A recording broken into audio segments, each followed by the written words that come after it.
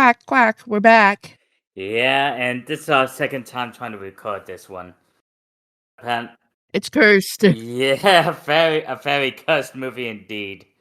So I feel so bad for Okay. recommending this. Like I knew it was gonna be awful, but Jesus, tap dancing Christ, is So it awful? we do a podcast with our friends. We just started doing this where we talk about like we recommend like stuff to win awards, but we also talk about like the worst stuff. This was both like on our list of like some of the worst stuff we've watched. Mm-hmm. Like last year. I mean this year. So what are we reviewing, Jad? Down and Dirty Duck, aka Dirty Duck, aka Cheap. Like this film I have has three nothing different one thing titles. Oh my god. somehow. All right. So this adult animated comedy, and we're using the term comedy loosely, was written and directed by Charles Swenson, a veteran of the animation industry. Swenson worked on various movies, including The Point, 200 Motels, The Mouse and His Child, sorry, and Twice Upon a Time, which we've also reviewed. Okay. He directed two of the three Puff the Magic Dragon films and various television specials from 1967 to 2019. Swenson also worked on various iconic anime shows like Teenage Mutant Ninja Turtles, Rugrats, and Real Monsters. Sorry, but I didn't mean to make it jump. He would then later create the cartoon Might, Lou, and Og, which ran for 27 episodes. The film was produced by Roger Corman. Corman was known as the father of the B movie. The film was produced to catch in on the success of the film adaptation of Fritz the Cat. And while the title of the film is called Down and Dirty Duck, it was also billed as simply Dirty Duck. Originally, the film was going to be called Cheap, but Corman objected to the title because it would be billed as Roger Corman's Cheap. And ironically enough, cheap would go on to be an appropriate word to describe this movie.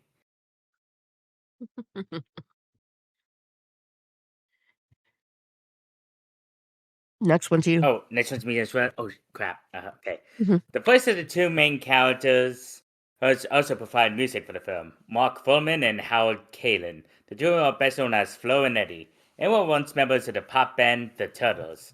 Oh, another connection with Turtles. Yeah. After the Turtles broke up in 1970, Volman and Kalin joined Frank Zappa's band, The Mothers of Invention.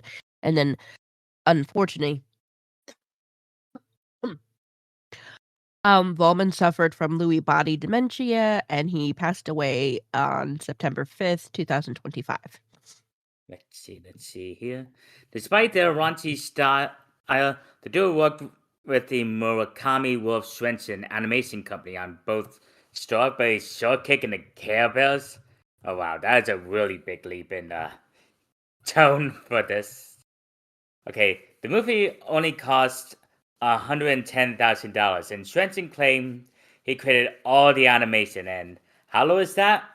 Fritz the Cat, which this was made to catch in on, had a budget of around $700,000, which for theatrical animation was cheap, but this takes it cheap to a whole new level. All right. So I added this specifically just because I think it perfectly encapsulates the film. So the film was a flop, receiving extremely negative reviews. The most scathing one comes from Charles Solomon of the Los Angeles Times. A sprawling, undisciplined piece of sniggering vulgarity that resembles nothing so much as animated bathroom graffiti. The film is degrading to women, blacks, Chicanos, gays, cops, lesbian, and anyone with an IQ of more than 45. And you think that sounds harsh, but it honestly is pretty accurate.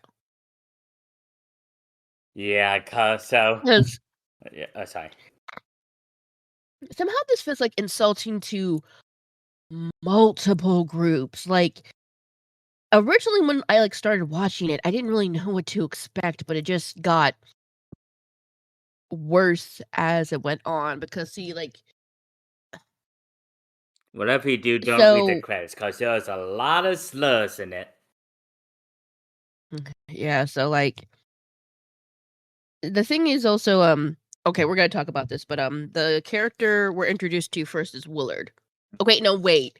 First they do that weird And like right, infomercial thing. yeah, it's like some kind of late night picture host with this guy in a parking lot named Lightning who always bites out his ankles and was just dragging his leg underneath a car, forcing him to shoot it. Really don't understand why Mhm. that was in this film. It added nothing. It did Mm-mm. not need to be in this. And it wasn't funny. No. And that's when we're introduced to Willard Bomb. All right, this character is you're gonna learn, but the character just really doesn't have a lot of personality. Because like the first time we're introduced to him, he's getting ready for work, but then he picks up like a flower pot that's on the ledge of his windowsill or something. Yeah, he starts hallucinating that's the head of this woman he's crushing on. And how a breast taken out, he just tries to motorboat it, but in reality, he's just motorboating flowers. So, God. Yeah, so like right away this movie is very surreal and weird. Um but also like we're just there's a lot of sexual stuff in here and cuz like Yeah, I remember. he tells his go ahead. I remember messaging you after watching this movie where I just said, "This movie made me asexual." Yeah, that's right. Cuz here's the thing, both me and Jad, we're adults and we're also like, Perfect. very horny people, but we're respectful, about it. We're smart about it and we also know there's a time to be horny and a time to not be, but like this movie is just it is constant in this Hmm. movie. It never stops. And not to mention that the ugly art style just makes it come off as gross. Oh yeah. But also like the thing is just a lot of the sexual stuff also doesn't feel it feels oddly placed if Hmm. that makes any sense. Cuz like right after he talks to his landlady about how he's going to marry this girl who just started working at the office who he hasn't even like talked Hmm. to, he his car doesn't start and he starts for like acting like he's I don't know, trying to finger somebody or something. It's weird. Yeah, and after striking out with her, like, uh, I completely forgot about this scene where the boss, his boss is a woman, and says, "Well, what's wrong with my hoo-ha?" and just flashes him. Like, Yeah. I see. So what happens now before that, he goes to take the bus and there's this really pretty woman oh there yeah. and some guy starts like flirting with her and talking to her. Now, Willard gets mad for some reason and has like this little fantasy about him being King Kong Oh and yeah. Damn it! I forgot about that one too. it's such a weird Yeah, a scene. lot of these scenes and jokes just don't go anywhere in this film. No, they don't. And like then like we said he goes to work. He tries talking to the new woman and literally he like as he's talking to her he like turns into a penis. It's like not, subtlety. Oh What's that? yeah. Um then the boss says, "What's wrong with my hoo-ha?" And see like again, the thing is just so I'm not sure what this film was trying to go for, if they wanted it to be completely surreal or have some realism in it, but these, like, human characters do not act Mhm. realistically.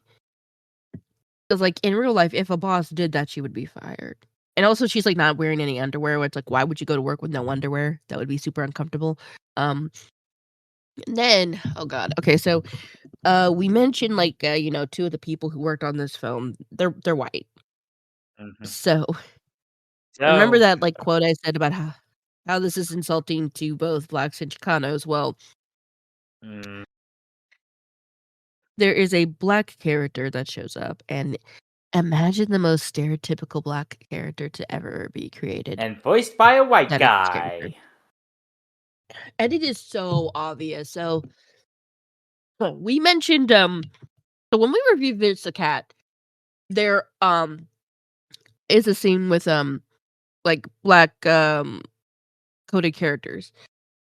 Vince the Cat did a much better job. Yeah, like how it actually painted the story. Like it was about the whole civil rights movement and race relations in America, and all the black people were betrayed by as crows because Jim Crow laws.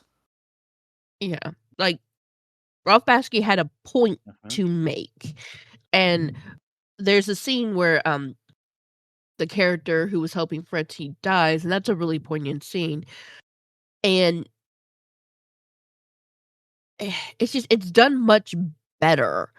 Like, I don't even understand what this character is saying, and I don't even think they understood what the character was saying either. Yeah, and where the fuck is this all leading to? Well, apparently there was a death insurance claim filed by a woman who is still alive. And Oh, yeah, that's right, he's an insurance person. yeah, and Willard goes to investigate, and it's this woman who claims she's going to die, and she's just in the care of a duck. He's just like Donald Duck, but he's the size of a human and doesn't sound anything like Donald Duck at all. It was also so confusing when they introduced him, the duck, Yeah. because he's just walking Mhm. around, and then he goes to this woman and he starts calling her Ma. Yeah, that's further confusing things, and that's that's and when he comes and when Miller comes in, the woman has a heart attack, and oh damn it! Yes, but also remember the Oh duck fuck no! undresses him. Oh yeah, he was asking Willard if he wants a tattoo and just undresses him forcibly. Like oh god. Completely. That's not how tattoos work. Mhm. And Willard's, like, naked for, like, what, a good 10 minutes or mhm. so, but yeah, see, he says, like, something about her not getting anything until she's dead, and he points at her, and that kills her somehow, Yeah, and and the duck digs her fucking will out of a snatch. Oh, I forgot about this scene. oh Saying gosh. where it says that whoever kills her has to take care of the duck. And this somehow leads to them out in public in New York, and Yoko Ono is there, and what I don't know what's going on anymore. And it ends up with them That in scene was jail. so confusing, and that really offensive black stereotype came back, but one thing leads to another, and they get arrested. And yeah, Well, oh my god. the most offensive depiction of gay people I think I've Hmm. ever seen in my life. Yep. There's, like, 3 of them, and, like, all of them are Yeah, awful. they speaking of stereotypical femme way, one of them's in drag and has a massive boner sticking out from the dress. I And I honestly think that the people who wrote this have never met a gay person in their entire life. They've just read about them because just it's not just, like, that it's offensive, it's also really childish how they write them. And it's like they're written as these, like, constantly, perpetually horny people who all they wanna do is molest people. It is so uncomfortable. and then somehow there's only other person and not a brothel. Well, the dog tries to How get they get Willow's there, we have name. absolutely no idea. They do not explain it. And this song starts playing, listen off a bunch of women, and the madam with this brothel is missing her head, and her mouth is just her belly. It was Yeah, her eyes are the nipples, nipples on her yeah. boobs. Oh god, that just Again, there's a lot of, like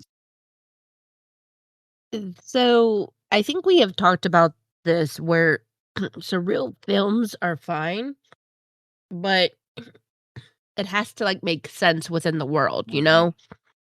But no, it just jumps And from we one can't scene to really another with no explanation.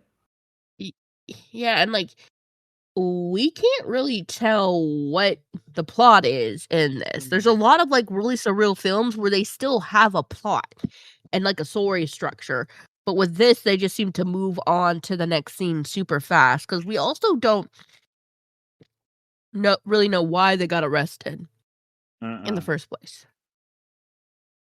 Yeah, and he was about to do this one woman until he starts rambling about a drink with banana, avocado, seltzer tabs, and what the hell is Just anything so anymore? confusing. But it God, seems like while he's describing it, he's getting like aroused, what the which is fuck? really weird. And it suddenly ends up with him in the desert for some reason. Again, there's really no plot structure. They just move on to the next scene and then uh somehow the duck has like a dress and he dresses Willard as a lady. Did you know they're trying to pick up a car? The first car has that awful, awful black person stereotype. And then they pick up a lesbian couple and oh god. Again, mentioned how I don't think these people met like a gay man. I don't think they've ever actually met a lesbian. Oh, both of them are naked. Yeah, of course they are. It's A lot of nudity in I, this film. and yeah, No, this is where we meet this massive police officer who's like talks like that's like John John Wayne. Wayne. Ugh. It so, I mean, I'm, like, all for, I'm all a cab, but even I was like, this is just I didn't understand the character of the cop.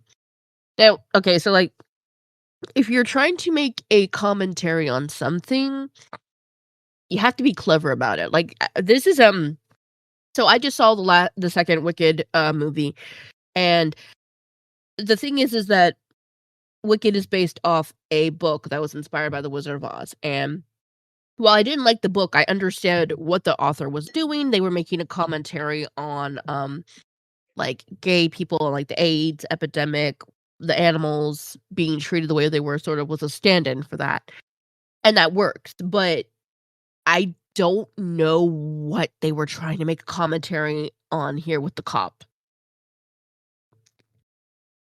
Don't think they just putting stuff out of their ass at this point. Throughout the whole Yeah. film, I'm arguing. It's just, like also, like, I feel like the scene with the lesbians was so unneeded because, see, what happens is, I guess, since Willard's wearing a dress, one of the lesbians thinks Willard is a woman, and then she freaks out because, he's not, but then the cop takes the 2 lesbians, Away. and then, ugh, we have The stereotypical one Mexican. of them I think they just watched, like, Speedy Gonzales and thought, "Hey, we can do that," except make it like 100% Emma and more him. unlikable. Yeah, because The and irony is, again, a like lot of we mentioned Latin Americans actually love Speedy Gonzales yeah, like, I was gonna say, like, Speedy Gonzales is a charming young and a man. This hero. guy, oh Like my he's always saving mice from yeah. Sylvester. Okay, so, again, I don't think these people have ever met a Mexican person in their life, a Mm-mm. Hispanic person, and it's just once again, the cast is all white, and it's just the accent is so bad.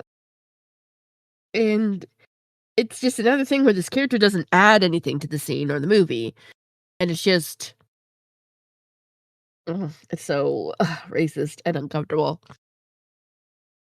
Yeah, and then the cop shows up, and somehow they both get killed, and Willard and the dad go back to the apartment, and Willard, I don't know what. Willard tries to make a makeshift sex doll out of a bunch Well, of. no, first he freaks out about the drink again, and then he makes a makeshift sex doll, Alright. and he takes the landlady's cat and puts it in this thing. It's so confusing. And then somehow he transforms it into, like, one of those, anatomical models people use for drawing or Mm-hmm. something, And the duck eats it for some and reason. Why? Nobody knows. Who knows? Also, I think Willard's naked again Oh, in right. this scene. And then so, I mentioned how, like, I really don't like Willard. Well, the reason I don't like Willard is because not only does he not have, like, a personality, the character's just obsessed with sex. So Yeah. here's the thing, me and Chad aren't prudes, as I mentioned, like, we will share, like, But, sexy pics with each mm-hmm. other. Cause like, Chad really likes, Kiryu from Yakuza. If I find any sexy pictures of Kiryu, I send them to Chad. Jad knows, like, the characters that I like. He knows I really love Jasper from Steven Universe. If you find something with Yeah, I Jasper, he don't sends it blame to you. me. She's Now, buff. like, what we're saying is that we are 2 people who are not against sex or nudity, but it has to be done right, and nothing here is. And, like, I just think it's, like, again, it's like, there was that scene earlier where Willard was just, like, naked for, like, what, maybe about 5 minutes, I think? And it was just like he doesn't make any attempt to, like, try to find clothing. It's like, dude, being naked, like, outside of your house, it's, like, uncomfortable. I don't know, it's just like, again, the people in here do not act realistically. I mean, I know it is kinda, like, surreal and everything, but it can be also really distracting because, as we mentioned, the animation is not that good. Yeah, like, But then sometimes okay. the characters have multiple fingers on their hands, so I got Yeah, it. it's I like remember talking about it. so once Sorry. no, go I ahead. remember talking about it with a friend of mine, and I said, "It's almost like a pornographic schoolhouse rock because of the art style." Yeah. That's how that's how you described it when we were talking with our friends. But, like, yeah, there's no, what's the word? Like, somebody to catch this stuff. 'Cause Swenson did say he worked on it himself, but, okay, now this part just really pissed me off because it's really stupid, it makes no sense. The duck is watching TV, and Willard, being, like, perpetually horny, starts attacking the duck, and the duck is saying, like, "No, Willard, you can't, I'm a duck." It turns out the duck is a woman. Yeah, like the its hat gets taken off, revealing long flowing hair. Even though in an earlier scene the hat was taken off and there was no hair. Continuity? What's that? Oh god. And they have sex, and that gives sort of more confidence. And Okay. Okay, so the duck being a woman makes absolutely no sense, and like Jad said, the hat that the duck was wearing, it had been taken off earlier, and there was no hair, um, but also this just felt so pointless and nonsensical, and there was nothing, like, leading up to it, and, like, it's not the fact that, like, the voice is voiced by a man, there were tons of female characters voiced by, men like, Linda and Tina from Bob's Burgers, and, women are allowed to have deep voices. It's just there's no buildup or clues to this, and, like you said, like, Willard getting more confidence, I also feel that doesn't make a lot of sense just because it's like, when I first had sex, I didn't feel that different, honestly. no, like they're treating it like it's a cure-all thing for whatever's wrong with Willard. But no, it just makes him a douchebag Look, who fucks his boss and then ugh. quits.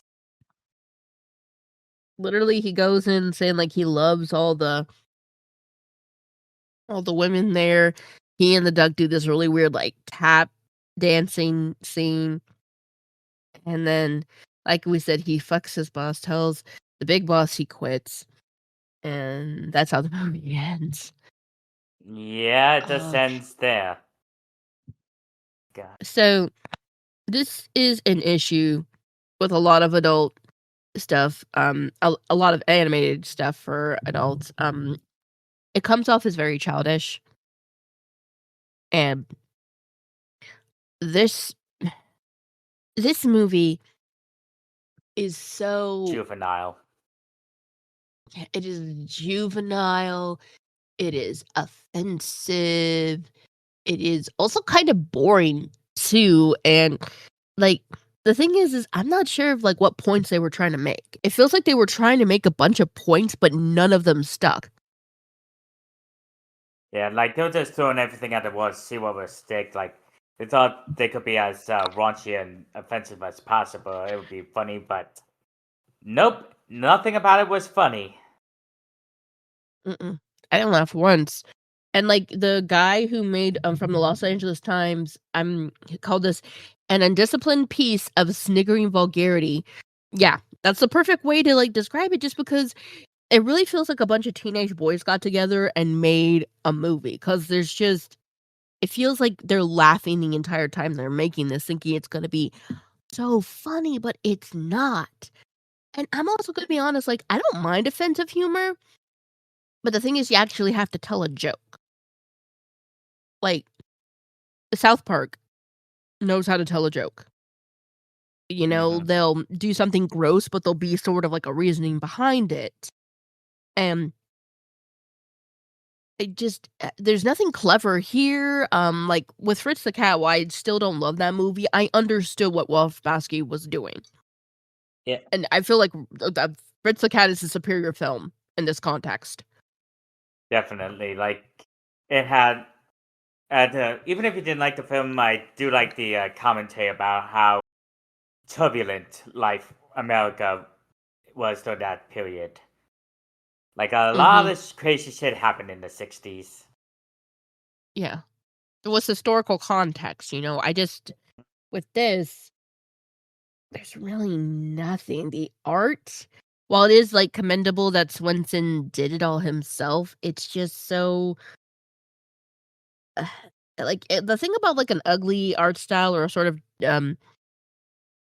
mediocre art style, it can work, but it's just so distracting, and since there's nobody to, like, check to see if things look right, like, someone to check on the consistency, there's a lot of mistakes. 'Cause, like, Yellow Submarine kinda has, like, a sort of childish kind of weird art style, but it works. And, like, Yellow Submarine is also a very surreal story and world, but there's still a plot. We have to get the Beatles to defeat the Blue Meanies. That's an actual plot. I don't know what the plot of this movie was. I hated the characters. Like, the only thing that was really good was the music in this. Because again, we got 2 people who were a part of the Turtles, and then they formed their own band, but that's not enough to save this. I give this film a 1. I run as well. Like this was the only most juvenile, uh, disgusting animation I've ever Mhm. seen. Like it was awful. I kinda see, I don't think I hate this more than Cool World, but I think probably in the grand scheme of, like, the crappy stuff we have watched, still think, like, Cool World's the worst. The crypto stuff I think is 2nd, and then this I think is 3rd. Like, those are our top 3 worst things we've had to review for the Mhm. show. And thankfully, we never have to talk about this film again. I am not losing Oh this please. audio, like, as soon as we're done, I'm making sure I save it somewhere because I don't wanna talk about this film again. Alright, so some of this news is gonna be kind of old, forgive us, but, first up, this is somebody I do wanna talk about again just because of how historical and important he was to, um, animated comedies. Dan McGrath, writer of The Simpsons and King of the Hill, dies at 61. He also worked on The Harvard Lampoon, Saturday Night Live, and Mission Hill. Oh yeah, Missing Hill was like a cult classic. And Mhm. let's see. He died Friday at NYU Langone Hospital in Brooklyn. Oh, he unfortunately suffered a stroke. Um, this was, relayed by his sister. Um, he had a v very, storied history within the world of writing because he received 50 writing credits on 50 episodes of The Simpsons from 1992 to 94. and then producing credits for several episodes from 1996 to 1998. And in 1997, Hmm. he actually won an Emmy for the episode Homophobia. Which is one of my favorite Hmm. episodes. Homer meets a gay man, and he is voiced by the director of Pink Flamingos. Pink Hmm. Flamingos. Yes, I wish I could remember his name. I'm Yeah, I always frustrated that forget it I'm too. blanking on it. Um, and like, well, like we said, he won an Emmy for that. Um, And then he would and also then he write 11 episodes of King the Hill and produce 28 episodes of them. oh dang, Hmm. he was also a producer. John Waters, Ah, that's the okay. director of Pink Flamingos. Yep, And that's he was born in Brooklyn. Oh, he also wrote for Muppets Tonight. Oh, and he wrote for Gravity Falls, Sammy, Mission Hill, and the PJs, and taught classes at the Brooklyn Comedy Collective. Um, and apparently they are accepting donations in his memory, can be made to Regis High. He will be missed. Again, this was a very influential man. Um, people are like, "Oh, he was just a writer," but he worked on so many iconic shows. I didn't even know he worked on Gravity Falls.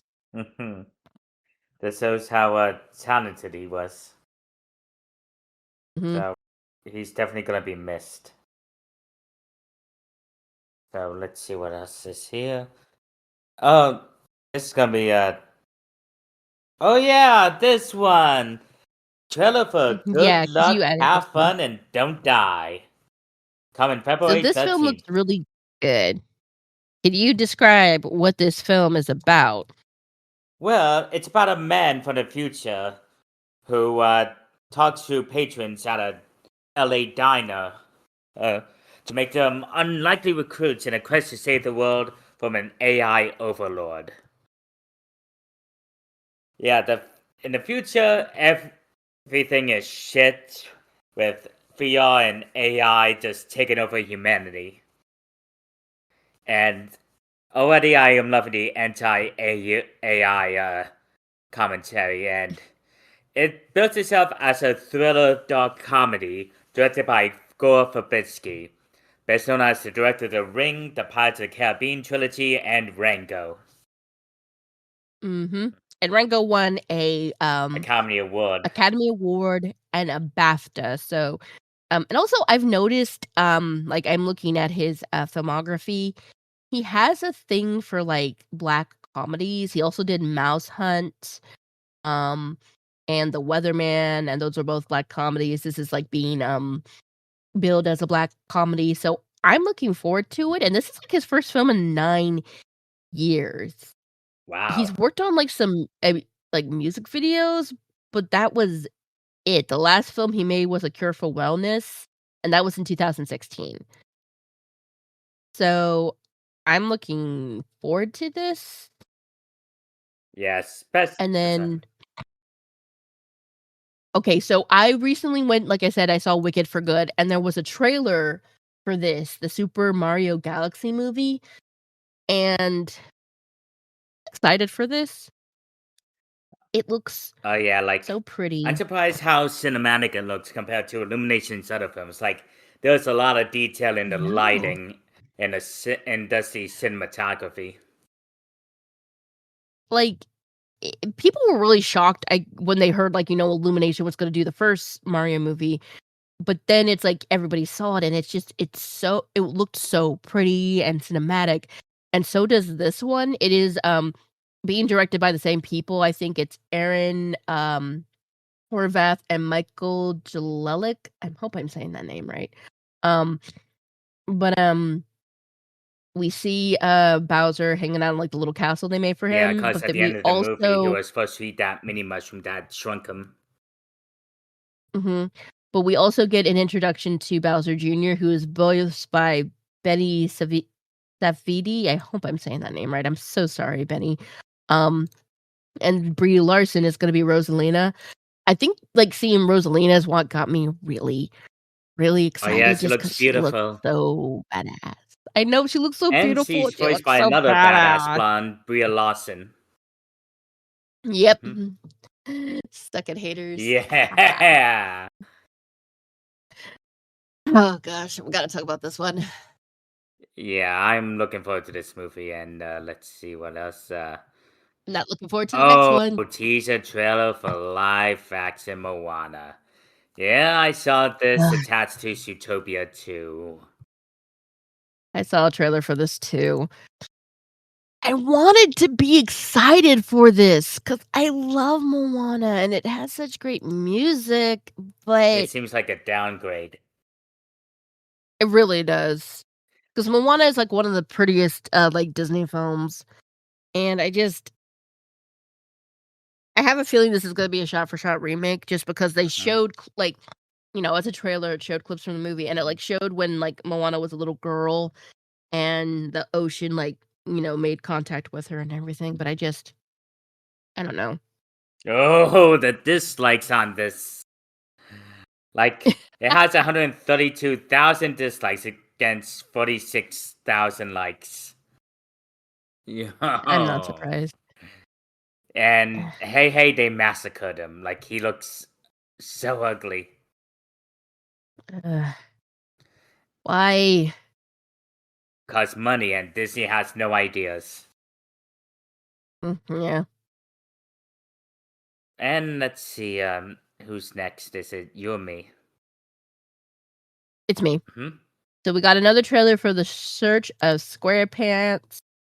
Um, this is I think is this the fourth The fourth movie they film, made? yeah.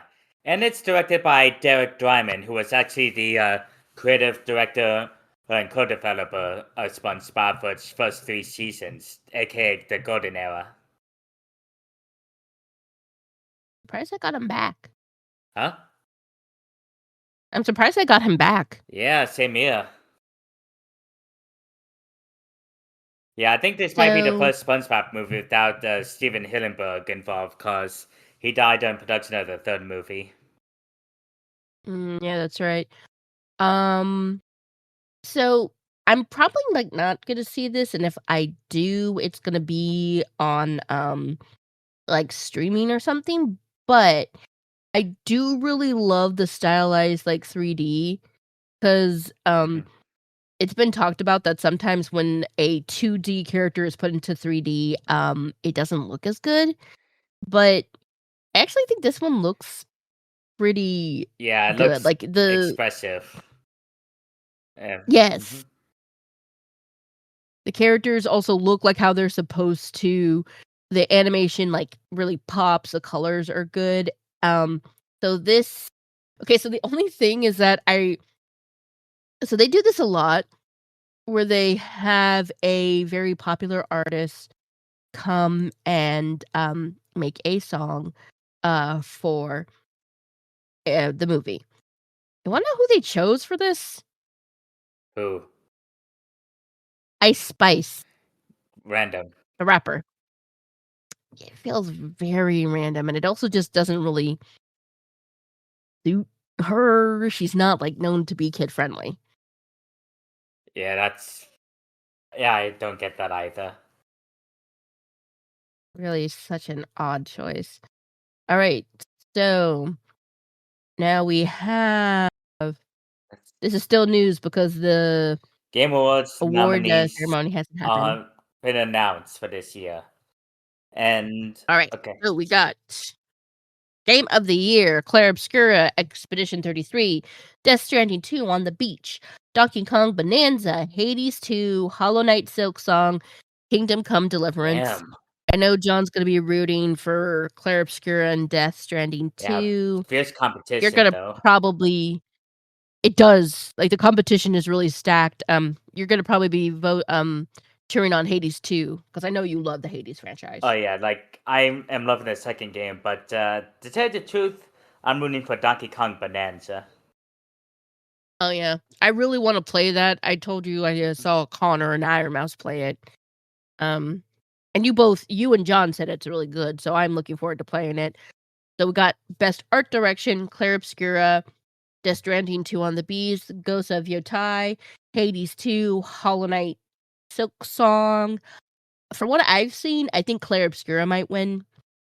Because again, our friend John really loves that game. Yeah. All right, And best your turn. audio design: Battlefield 6, Clear Obscure Epic Expedition 33, Death Stranding 2 on the Beach, Ghost of Your Tie, and Silent Hill F.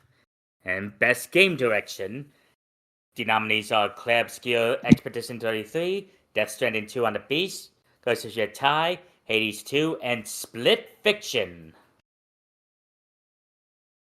Great. Next, we got best multiplayer. So these, of course, are games that are designed with multiplayer in mind.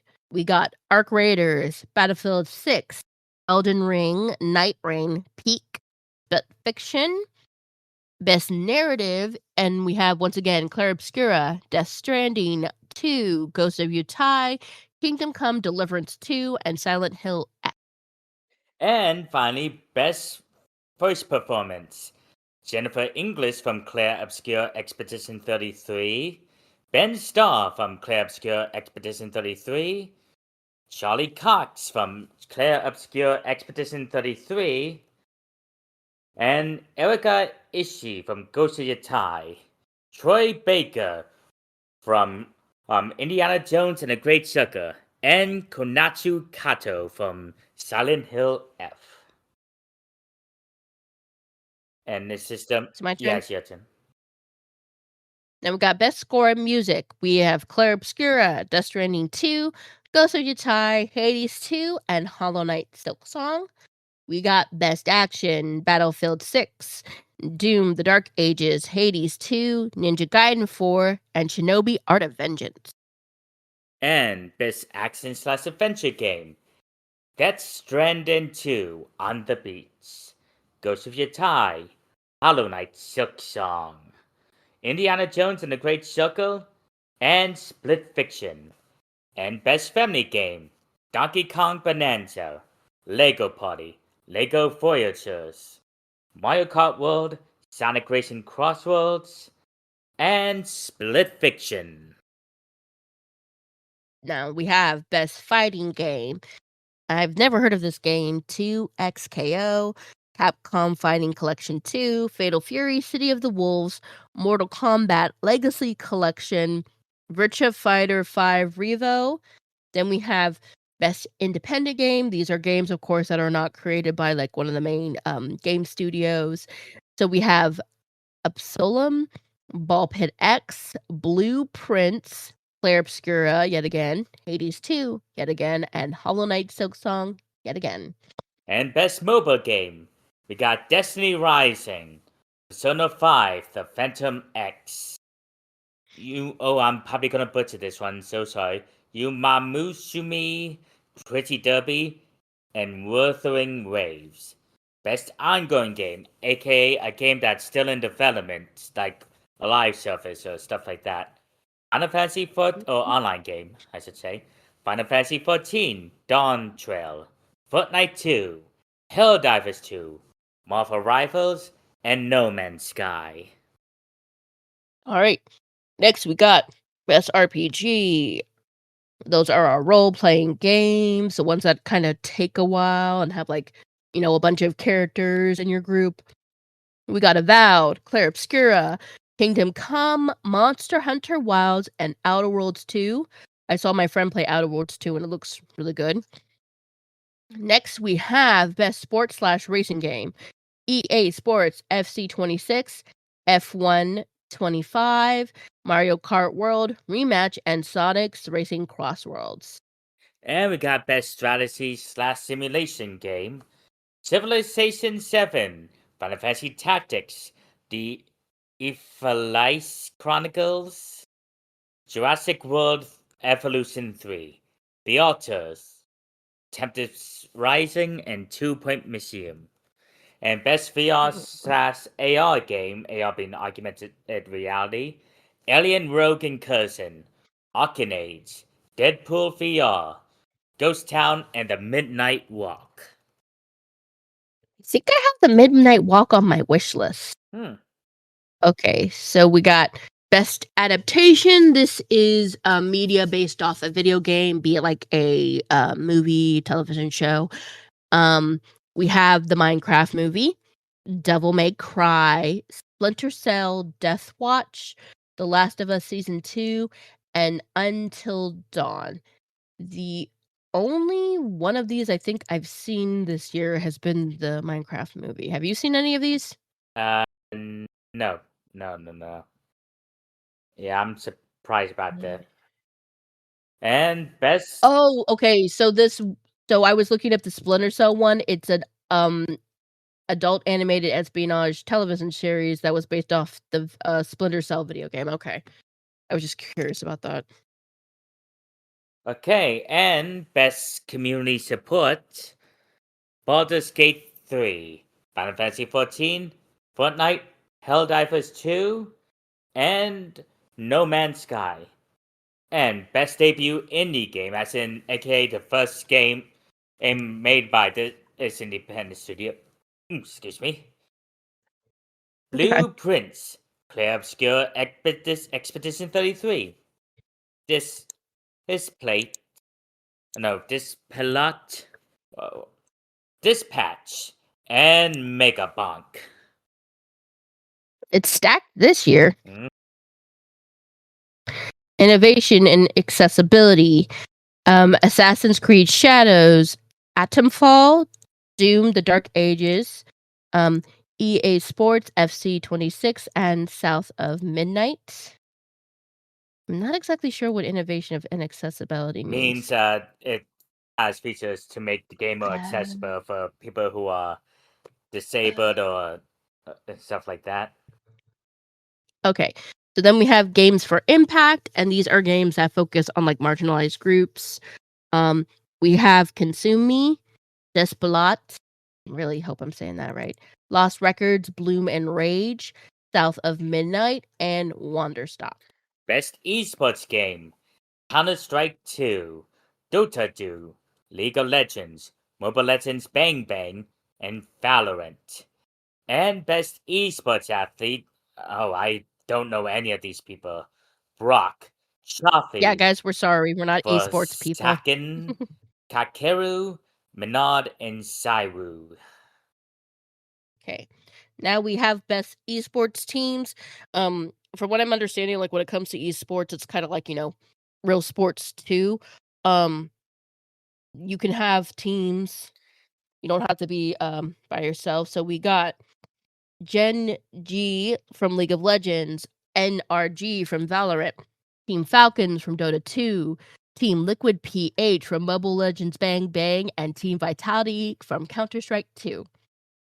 Now, we have the Content Creator of the Year. This sort of seems a little general, but I think it also has to be that you talk about, like, video games just a little bit. We have K-Drell, Hycent, Moist Critical, Sakura Miko, and the Burnt Peanuts. Most anticipated game, as in aka games coming up that you're hyped about: 007 First Light, Grand Theft Auto 6, Marvel's Wolverine, Resident Evil Requiem, and The Witcher 4. And that's it for the nominees. So which one are you the most excited for, Chad? Out of the most, you mean out of the list of upcoming games? Yeah, the most anticipated. I have to say Marvel's Wolverine, mainly because that was announced years ago and we haven't heard much about it until now. Yeah, I think for me it's a tie between the Wolverine and The Witcher 4 because we saw a trailer for that and that looks amazing. All right. So this I think is already passed, but we're going to talk about it anyway because John Oliver is awesome. So, Mhm. um, sorry, there's pop-ups. Okay. So, John Oliver is one of those people who's been very vocal about what's been happening with the current American administration. So, in order to help, he decided to support public broadcasting by auctioning off a bunch of last week tonight items. Like he had an original Bob Ross painting. He had a bunch of like signed stuff. Let me see if I can find a link to the website. Like, Let me scroll down. yeah, he's doing this to raise funding for public broadcasting. Like, he talked about this topic in the season finale of the show where the Trump administration just pulled all funding for public broadcasting, and it's going to have a really negative impact on just about every corner of the country. But what's going to be hit the most hard will be the rural countries. Mhm. So the auction is closed, but I remember when we checked it, there was a lot of stuff and it was already like in the thousands. So um he also had posted all the proceeds from this auction will go to the Public Media Bridge Fund. You can visit the site there. So if you could if you want to also participate, you can donate there. I just, I think, like the reason we talked about this is just because with everything going on, it's really frustrating, but there are people out there who will use their fame and their power um for good, Mhm. and John Oliver is one of those people. Thank you, John. Thank you, All right, John.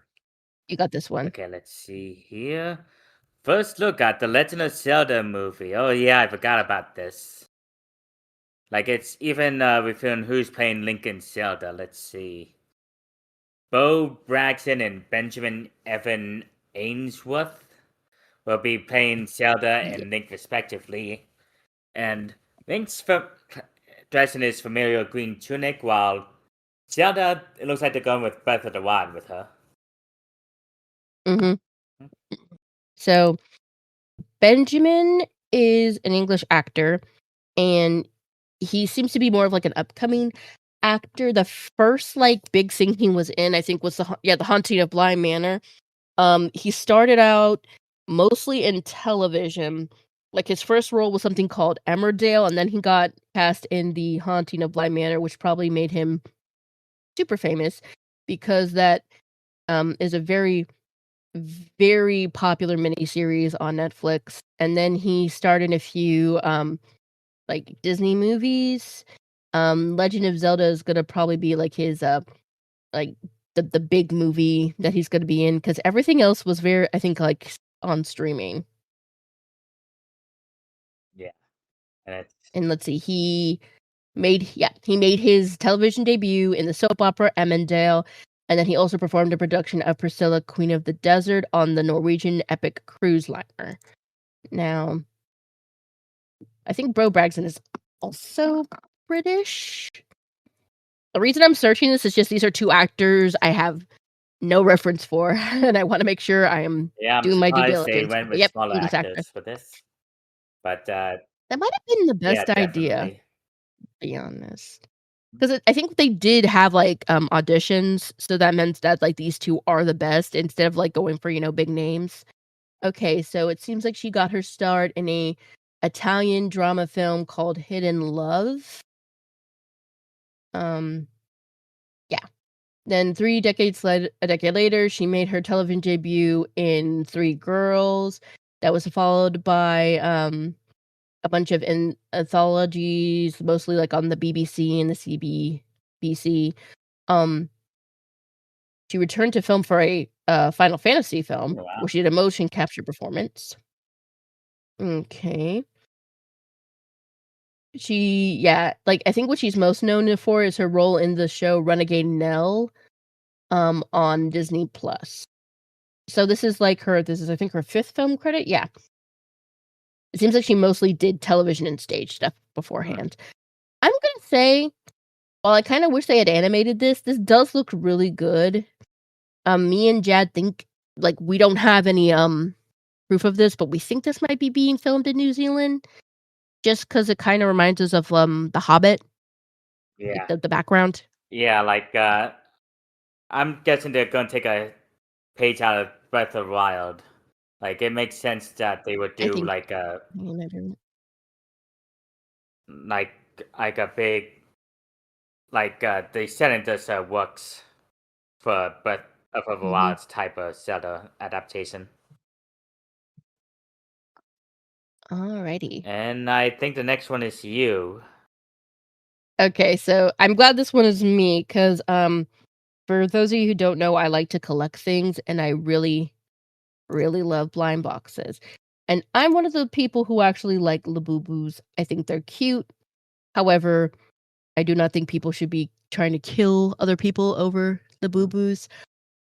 And the thing is I saw an article a while ago that the Labubu craze is kinda petering out. Now I'm going to explain why it is. So, what happens with certain fads is people get really obsessed with them. They reach a peak, and then the peak drops. Like, Jad, you remember Beanie Babies, right? Of course. Yeah, like, if you guys didn't grow up during the Beanie Baby craze, it was crazy. People would buy up as many Beanie Babies as they could. I remember me and, like, the kids at my school would bring in our Beanie Babies. They later had to introduce a rule that we couldn't just because it was getting too crazy. But the reason we're talking about the Labubus is because, we're getting a Labubu movie from Sony. Ah, because it's fucking Sony. Okay. So, animation's really frustrating because they make some of, like, the best animated stuff, and then they go and do this, but, we don't know when this movie is gonna be released. I don't think they have a date. No, they just picked up the Um, licensing rights. So, this think this will end up being worse than the Playmobil movie or the Emoji movie. honestly, I don't know. I mean, I think like, so, we're both people who think any, like, story idea can be good if you execute it right, Like but the thing is just like the the Lego craze is movie, like yeah, oh, it's yeah. really it surprised me, but I thought this Yeah. one's gonna surprise me much. Well, like, I mean, it has a chance because believe it or not, Labubus do kinda have a little bit of lore, um, 'cause, like, they were part of something called, what was it called? The Monsters. Yeah, like it's just the thing is this is too late. If they had done this earlier, maybe, but the thing is it's just the Labubu craze is starting to sort of die out. We might see, like, a bunch of people trying really hard to get rid of their Labubus, Mhm. just because, again, like, the hype is dying and people are tired of, like, dealing with the scalpers and people, like, freaking out about them, so I don't think this is gonna be a sound investment on their part. Mhm. Okay, and let's see. I believe I'm next. Disney. Yes. Oh, damn it! I forgot about this. Disney Oh, Plus to man. allow users to make short form AI generated content. Oh, Oh, I this hate is such this a tenant. terrible idea. I hate it too, but also this is just a really, really bad idea. I'm just imagining So like a lot of sickos use AI, and I can only imagine what they'll try to upload to Disney Plus with this. that's so the thing is not only is AI bad for the environment, not only does it steal art from other creators, you can't right now it's not regulated.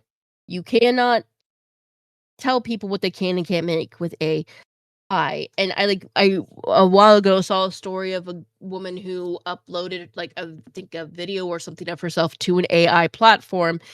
And then a bunch of people took her image and put her in inflation fetish content Oh god. without her consent. This is exactly what's going to happen. I don't know if Disney realizes it, but there is a lot of pornographic content featuring their characters. Mm. So, like, yeah, this is just see, like, Bob Iger says what they will launch with a very strict environment built to defend the company's control of Disney's assets. It's not gonna work. No. It's just not. There's no laws against AI right now. Oh god. Like, I um, I'm just imagining all the fucked up shit people are gonna be seeing now on Disney Plus. Like, yeah. like a bunch of pro ice AI shots and some sick stuff. And Well, again, I just they're not taking this. through, nor do they understand that, people are not going to use this in the way they think they are, you Mhm. know? So, yeah, this is gonna be a disaster, and I hope this will be the final nail in the coffin for AI generated stuff in Hollywood. I think it is gonna be a really big wake-up call for a lot of people, so maybe this is something that needed to happen. Okay, but some much happier news, Rudy. Alright, first look at the elephant from Adult Swim. Yeah, this was announced earlier this year at, I believe, NSC,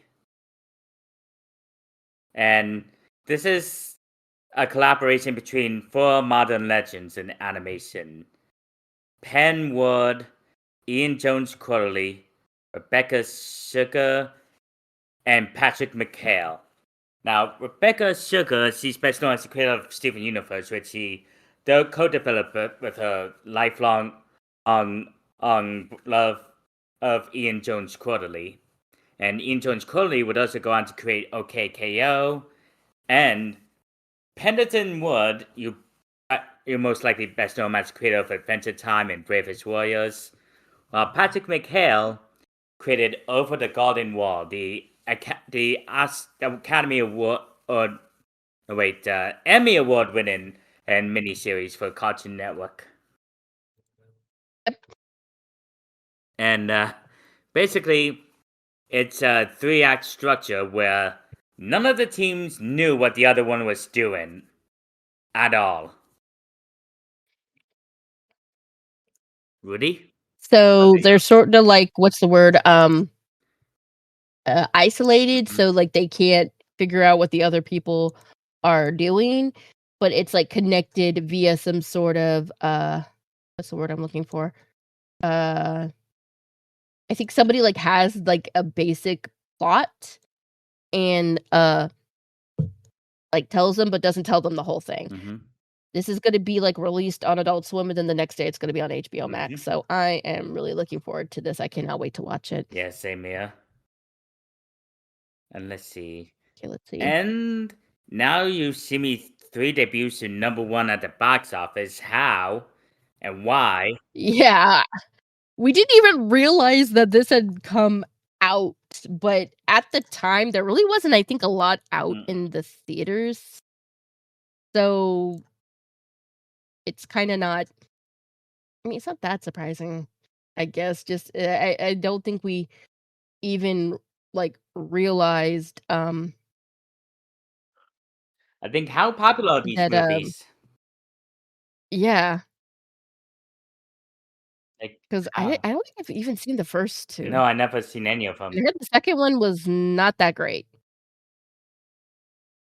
So it's surprising that they made a third one.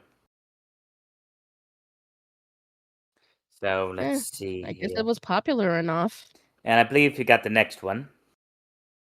Yeah, so this will have a little bit more to talk about because not only is our friend John a huge fan of this, but it also just kind of makes sense. So we were talking about how the second Death Stranding game has gotten a lot of nominees at the Game Awards this year.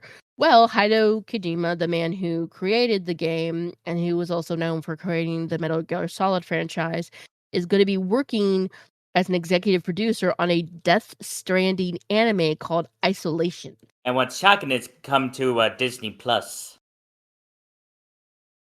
And Yeah, that is very shocking. mhm. Let's see here. Disney branded And it's not television Asia focusing. Pacific is you feel it. Let's see who's working on it. It's been directed by Takayuki Shano, who directed Bullet Billet and Gridman Universe. And the characters are designed by Ilya Kuvsinov, who worked on Ghost in the Cell, SAC 2845, Dead Dead Demons, DDD Destruction. And let's see, set in the world of Death Stranding, Isolations will tell a completely new story separate from that of video games.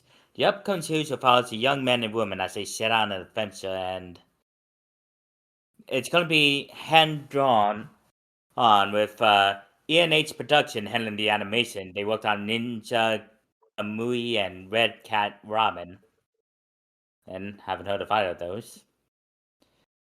Yeah, so it's not going to be following the lead character from the game. It's two different characters, which I think is actually probably like for the best. It's going to be set in the world of Death Stranding. It's just not following. I can't remember the name of the lead character.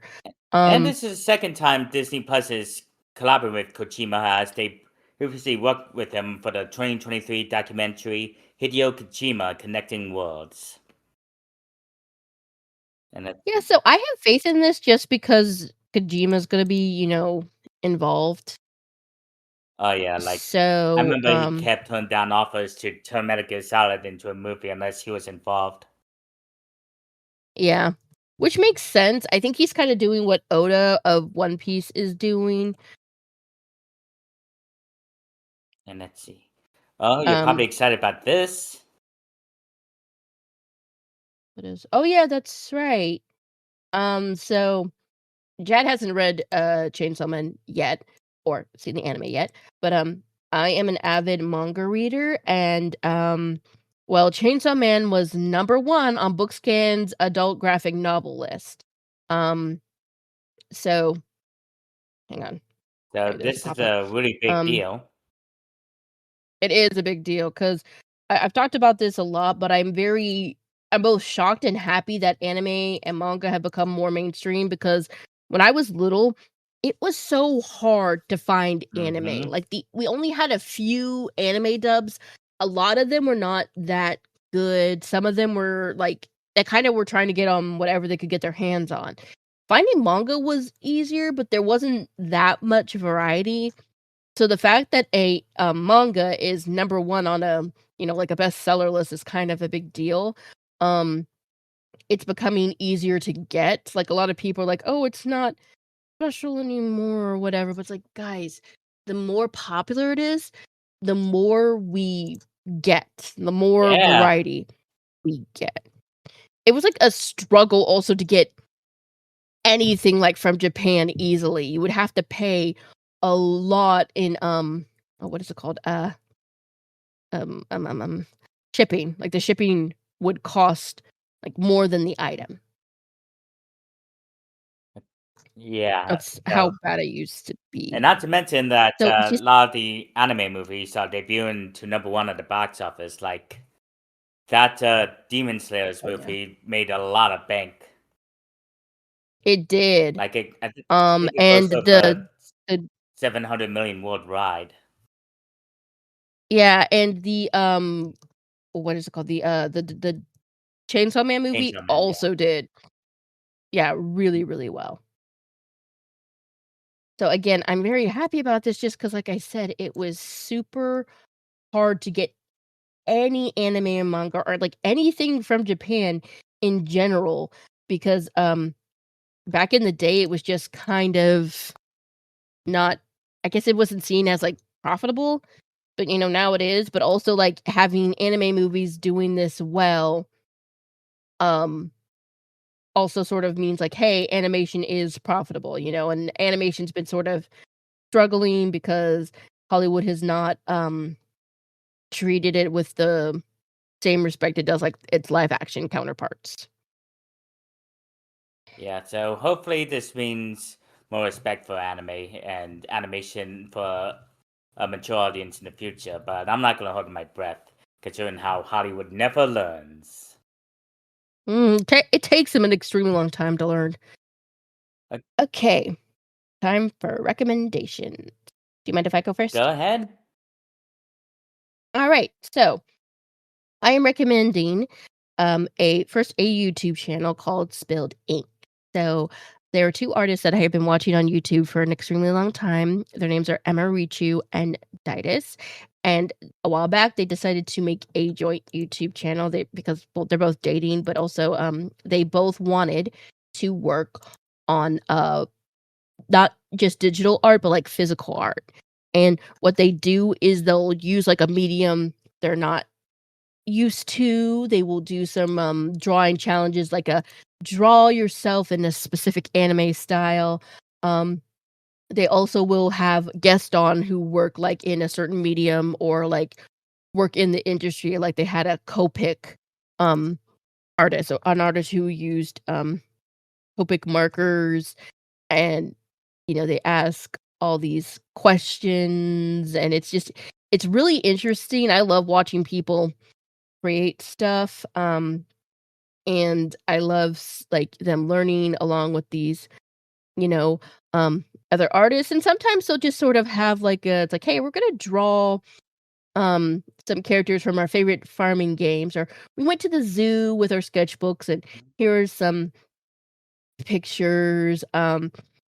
You know, uh, we're gonna draw some One Piece inspired wanted posters. It's just there's so much fun to watch, um, and listen to, and it's just the art that they make. It's so beautiful. I mean, I think everything they make is beautiful, but they talk about like their struggles and everything.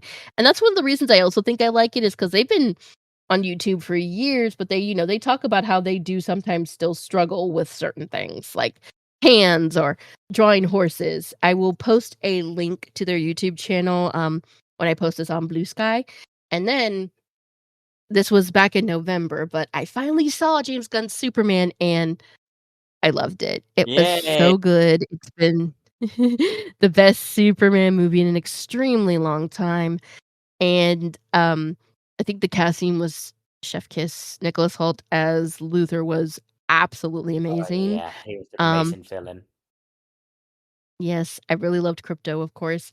Um, but, what I really like about James Gunn is he always has, like, a message of hope in his movies, which is ironic because like, he got to start out in trauma films, but, um, he also was really good at using underrated characters. Mr. Terrific gets to his moment to shine in this movie, but it's so good, and I also feel like it was kind of a movie that was needed in 2025. Definitely. Um, I can't wait for the sequel. I'm really looking Yeah, forward and to the this sequel. movie also plays into season 2 of Peacemaker. Mhm. Yeah, and let's see. Oh, my recommendations. Oh, okay, let's see. Okay, the first one is one I saw a while ago, Predator Badlands. This is from the same guy who directed the amazing Prey, which was straight to streaming, but this one got a theatrical release. Let's see. Let me just put up the Wikipedia real quick. And oh, that was enough. Oh my god. You're fine. And it focuses on a runt of the Yakuza Prime clan, Dek, who's desperately seeking the approval of his father, who's a clan leader. So he vows to hunt down on an unkillable creature on the Death Planet. It, and he hopes that he can redeem, so that he is strong enough to be a part of the clan. But there, not only does a lot of the creatures, but also the plants are also deadly and out to kill him as well. And it's where he meets a android by the name of Thea, who was severely damaged while trying to capture the same creature he's hunting. And and so the unlikely duo are forced to team up as a search for this creature. Now, I was iffy about them doing a movie where the Predator was the protagonist, but turns out it's surprisingly works, as it's a nice action film with the message about found family and a lot of ridiculous action scenes, like that epic action scene in the third act, Chef's Kiss. Like it was so over the top and nonstop, and like yeah. So oh, it's currently out in theaters, but it might be coming to streaming soon, considering how it's slightly underperforming at the box office. And my next recommendation is a game I've been replaying on the Nintendo Switch 2, Luigi's Mansion. Now, this was originally a launch title for the Nintendo GameCube, but With the Switch 2, they started adding a Nintendo GameCube games for subscribers of Nintendo Online. And it plays. So basically, the story is, for those of you who aren't familiar with the game, Luigi won a mansion from a contest he never even entered. So when he arrives, he sees a rather terrifying, seemingly abandoned mansion that is filled to the brims with ghosts. Now he was originally planning to meet his brother Mario there, who arrived to the mansion earlier, but Mario's not only missing, but potentially kidnapped by the ghosts. But he finds the help of an old inventor named Professor E. Gadd, who invented a hockey machine called the Poltergust 3000, which can suck up ghosts, any type of ghosts. So, equipped with the invention, Luigi explores the mansion, and unlocking its secret is to find his brother Mario, as well as get pitted against various ghosts with different spectral powers. Now, this was a fun game, but it can be a little bit wonky with some of the controls and ghost-sucking physics. And not to mention, it can be punishingly difficult. But it's a pretty Nintendo's fun, kid-friendly take on the survival horror genre. Especially if you don't want anything that will scar the kids. So those are my two recommendations, as you say. All right, so we are finally done with this accursed movie. We're never talking about it again. And now we can start on our holiday movies. And we're starting with something that we were supposed to get to last year, Santa's Sleigh. We'll see you guys next time. Goodbye.